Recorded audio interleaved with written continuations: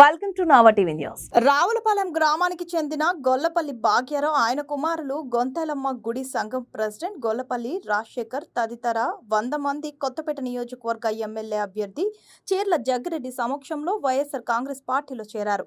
ఈ సందర్భంగా వారు మాట్లాడుతూ అన్ని వర్గాలకు సముచిత స్థానం కల్పిస్తూ ఏ విధమైన భేదాలు చూడకుండా అర్హులైన ప్రజలందరికీ ఇంటి వద్దకే సంక్షేమ పథకాలు అందించిన జగన్మోహన్ రెడ్డి గెలుపుకు నియోజకవర్గంలో దళితులను సొంత కుటుంబ సభ్యులుగా భావించే చీర్ల జగ్గిరెడ్డి గెలుపుకు కృషి చేస్తామని వారు తెలియజేశారు. ఈ సందర్భంగా చీర్ల జగ్గిరెడ్డి మాట్లాడుతూ వైఎస్ఆర్ కాంగ్రెస్ పార్టీ అందరి పార్టీ అని, పార్టీలో చేరిన వారికి భవిష్యత్తులో సముచిత స్థానం కల్పిస్తామని, పార్టీలో యువత భారీగా చేరడం శుభసూచకమని అన్నారు. అనంతరం వైఎస్ఆర్ కాంగ్రెస్ పార్టీలో చేరిన వారికి చీర్ల జగ్గిరెడ్డి కండువలు కప్పి సాదరంగా పార్టీలోకి ఆహ్వానించారు. వయసులో నేను చిన్నవాడినైనా అధికారులు మీ అందరూ పెద్దవాడిని చేశారు, కానీ వయసులో చిన్నవాడిని తప్పనిసరిగా గొల్లపల్లి భాగ్యరావు గారు వారి యొక్క బాధ నాకు అర్థమైంది.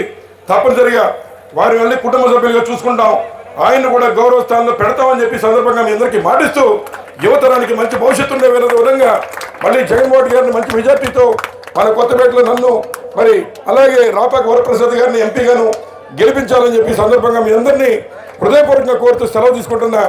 జై జగన్.